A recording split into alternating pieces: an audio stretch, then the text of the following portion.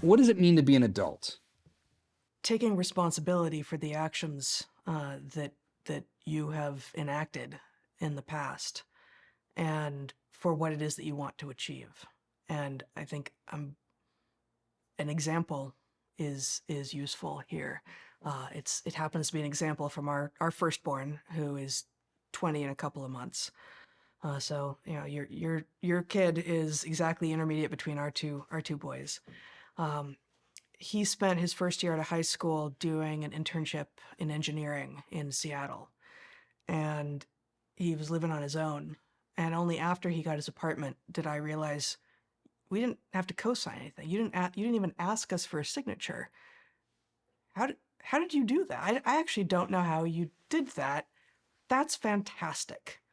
An 18-year-old at that point got his own apartment because he had a credit score. Like it all happened behind the scenes according to what we knew, because he was actually being responsible in ways that he didn't need to involve us in.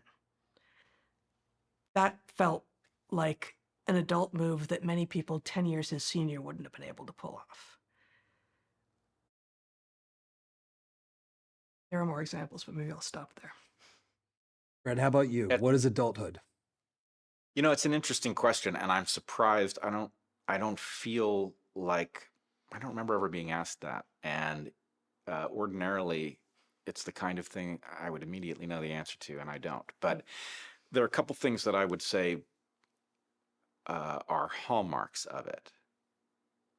One of them is there comes a point at which you are philosophically mature.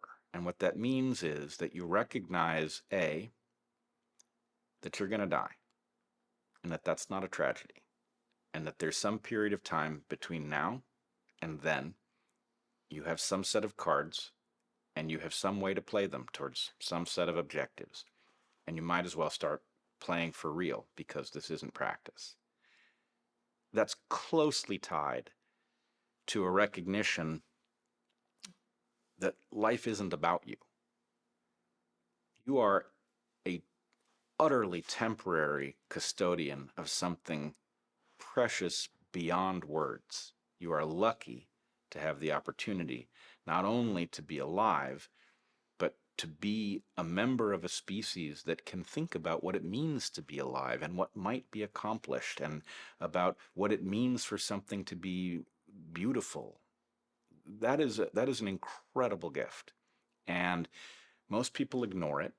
And you need, at the very least, to tap into it and to recognize that there is a reason that you are temporary, and it's because something else is indefinite, right? We see it most clearly, those of us who see it in our children, right? The thought that I won't be around and that my children will, and that is not failure, that's not me missing out, that's me having succeeded in producing a child who can live and whose life is also temporary, right? That just being able to look at that puzzle and not be paralyzed by it is a kind of adulthood. And the other thing is tied up in the Hopi saying, we are the ones we've been waiting for. We are, as we discussed earlier, caught in a terrible conundrum as the civilization that has made all of the freedoms we have enjoyed possible is in terrible jeopardy, and we can't even agree on exactly what's jeopardizing it. That's a frightening predicament to be in. And the question is, well, are you going to take the cards that you hold and play them to maximum effect to solve that problem, because you have kids, because you may one day have grandchildren, and because they are depending on you? And I don't know, maybe there are layers to adulthood beyond that, but I think some recognition, I think some people actually see it in Carl Sagan's Pale Blue Dot speech. But some recognition of your simultaneous insignificance and capacity to make things better in some way that actually matters is where it's at. May I add what you said. You're speaking to a loss of the sense of immortality and hubris that characterizes childhood. That transition out of hubris and immortality is part of what makes you an adult. It is easy to do that once you have children, relatively easy. We were in our mid-30s before we had children, as are many professionals, right? As are many professional couples. I wouldn't change that in any way. I was busy wielding that machete and, in the jungle throughout my 20s and doing research.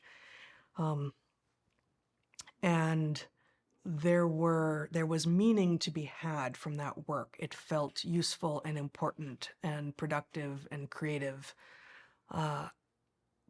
But it is much more difficult to find the meaning and to have a sense of responsibility for yourself when you don't have children of your own. And so both, first, the pushing back of having children into, the 30s, beyond, it's harder to go far, beyond that for women, I think has contributed to the delay of people feeling like and acting like adults.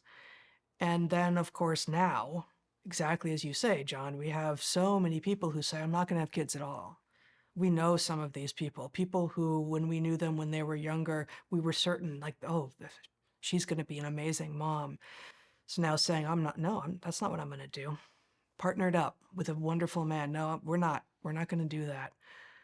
It is a scourge. It is a confusion that is closely related to the trans confusion. But it is coming in the guise of, yes, this is to save the planet. If you like this clip, we've got more where that came from. Be sure to watch the full video, and don't forget to subscribe to the channel so you won't miss our new videos as they come out each week.